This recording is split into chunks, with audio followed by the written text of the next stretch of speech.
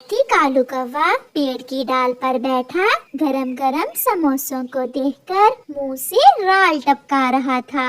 इन समोसों की गंध कितनी अच्छी है। ये समोसे कितने स्वादिष्ट होंगे।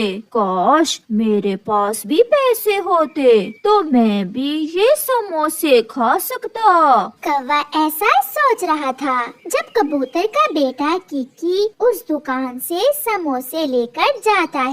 कालू कौवा ये देखकर बिजली की तेजी के साथ किकी के पीछे से जाता है और उसे समोसे छीनकर भाग जाता है। वो छोटा बच्चा रोता रह जाता है, मगर कालू कौवा तो गायब हो जाता है और दूर पहाड़ों के पास किक्कर के पेड़ पर बैठकर मजे मजे से समोसे खाने लगता है। वाह रे कालू, आज तो मजा ही आ गया। बगैर पैसों के ही समोसे खा लिए। किकी बेटा, समोसे नहीं लाए और आप रो क्यों रहे हो?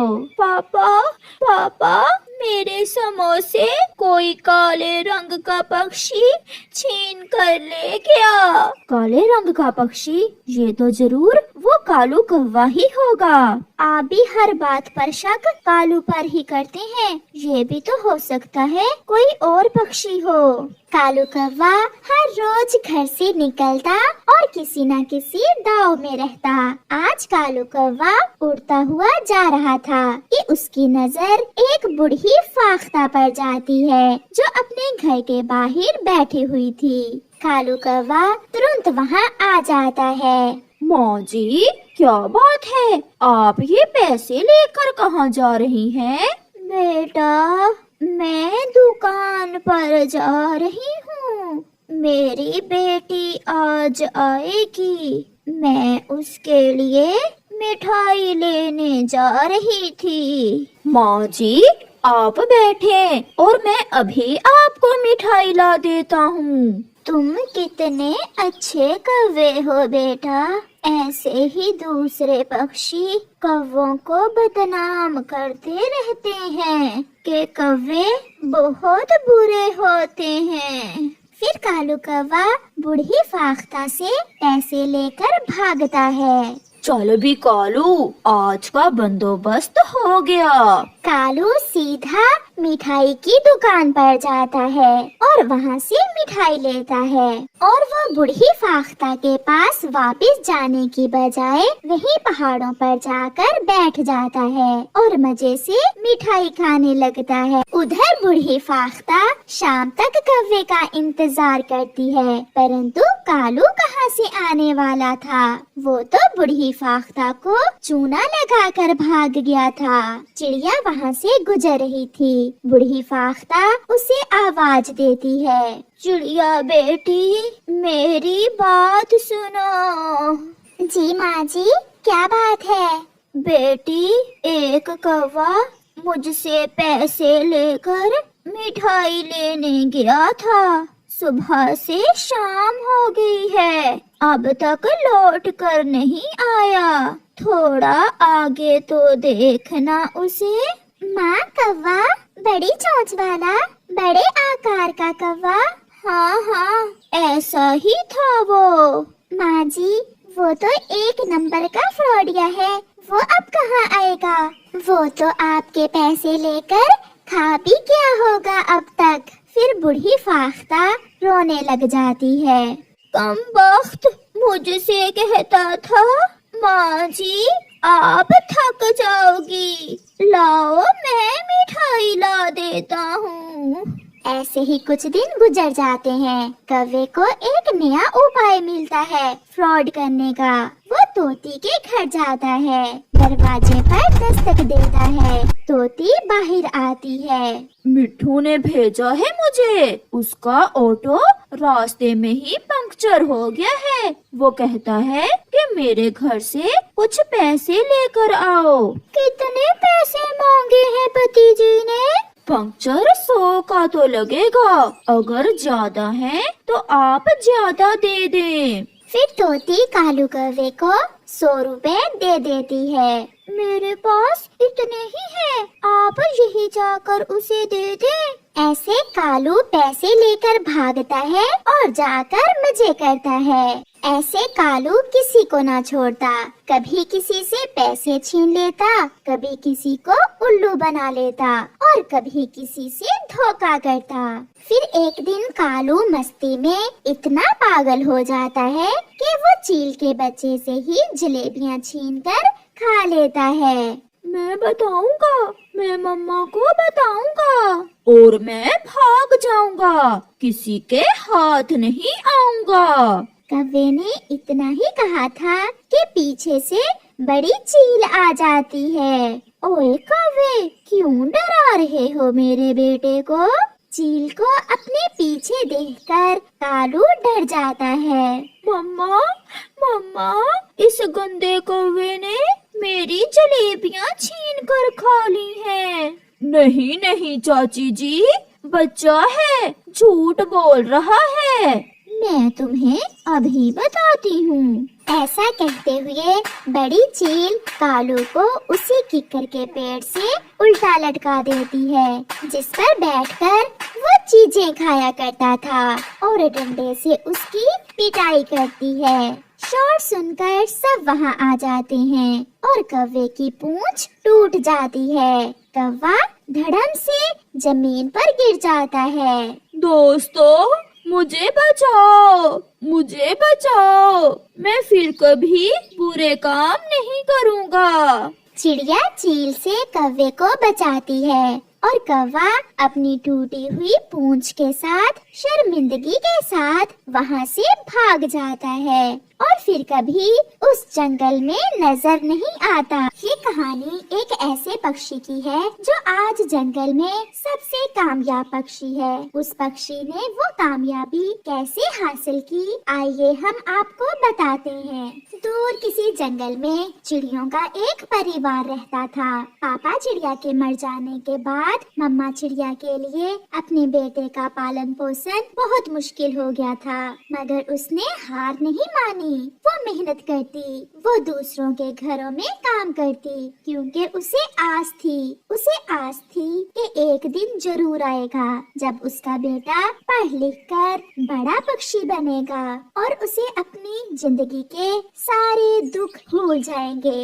मगर अफसोस कि उसका बेटा पढ़ने में कुछ ज्यादा तेज न था, क्योंकि वो अपना काम समय पर नहीं करता था। कुकू बेटा, आपके एग्जाम्स आने वाले हैं और मैं देख रही हूँ कि आप पढ़ाई दिल लगा कर नहीं करते हो। मम्मा, मैं अपना होमवर्क स्कूल में ही कर लेता हूँ, कुछ पढ़ने के लिए है ही नहीं, तो मैं क्या पढ़ूँ? बेटा, ऐसा कैसे हो सकता है कि आपको कुछ पढ़ने के लिए ना मिले? कोई भी किताब खोलो, केवल होमवर्क कर लेने से ही तो काम नहीं चलता। दिन गुजरते गए और फिर एक दिन कुकू का टीचर कुकू को एक चिट्ठी देते हुए कहता है, बेटा, ये चिट्ठी आपकी मम्मा के लिए है, आप ये चिट्ठी घर जाकर अपनी मम्मा को दे देना। कुकू वो चिट्ठी लेकर खुशी खुशी अपने घर आ जाता है।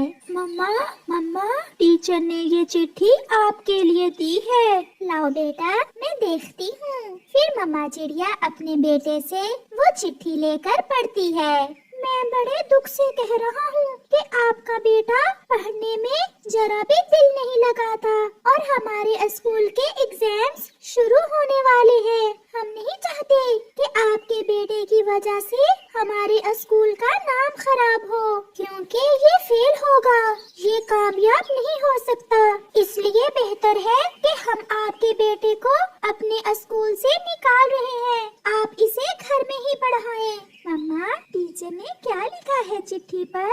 मुझे भी तो बताए। कुछ नहीं बेटा, टीचर ने लिखा है कि आपका बेटा बहुत इंटेलिजेंट है और हमारे स्कूल में आपके बेटे को पढ़ाने लायक टीचर नहीं है, आप इसे किसी और स्कूल में दाखिल करवा दें। ये सुनकर कुकू खुशी से उछलने लगता है। देखा देखा मम्मा, आज टीचर भी मान गए कि मैं कितना ज़हीन हूँ। अब मैं दूसरे स्कूल में जाकर कुछ ज्यादा मेहनत करूँगा और साबित करूँगा कि मैं दूसरों से अलग हूँ।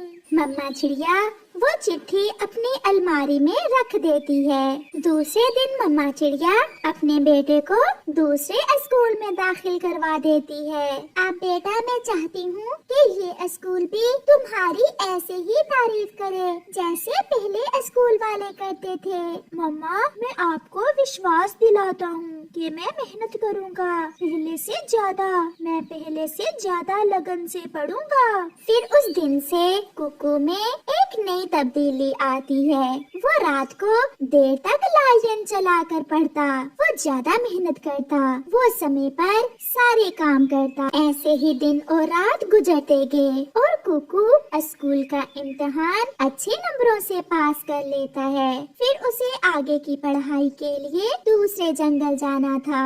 मम्मा, मैं आपसे दूर जा रहा हूँ, क्या आप दुखी हैं? नहीं बेटा, मैं दुखी नहीं हूँ, क्योंकि एक माँ का सपना होता है कि उसका बेटा जंगल में सबसे कामयाब पक्षी बने, और उसे कामयाब देखने के लिए माँ की परीक्षा तो होती ही है।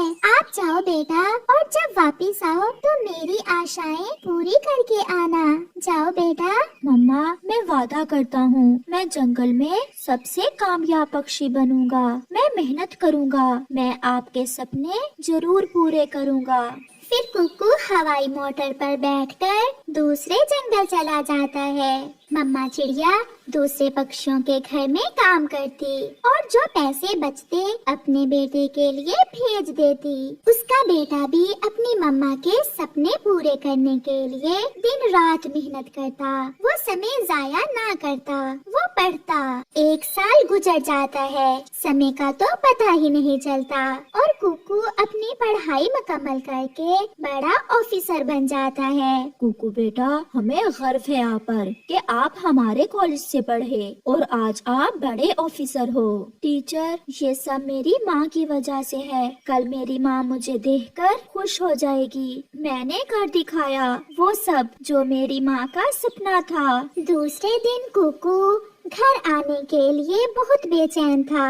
सफर कट गया और वो अपने जंगल पहुंच गया। बेटा, 10 दिन पहले आपकी मम्मा ठंड लगने से मर गई थी। हमने बहुत कोशिश की कि आपसे राब्ता करें, मगर ना कर सके। जब मेरे पास कुछ नहीं था तो माँ थी, और अब सब कुछ है तो माँ नहीं है।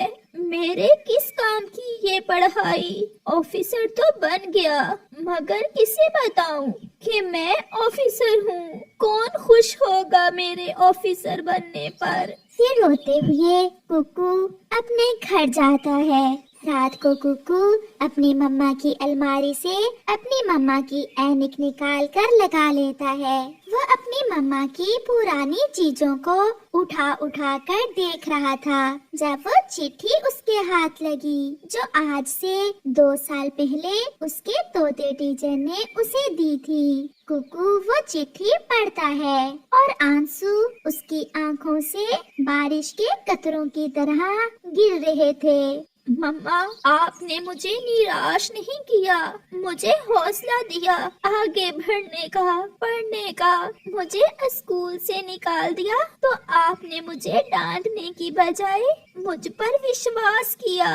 माँ, आप जैसा कोई नहीं, सच माँ, आप जैसा कोई नहीं हो सकता। प्यारे दोस्तों, मम्मा पापा सब करते हैं हमारे लिए, और बदले में क्या मांगते हैं? हमारी ही कामयाबी। इसलिए मम्मा पापा का विश्वास कभी ना तोड़ो। आपका धन्यवाद।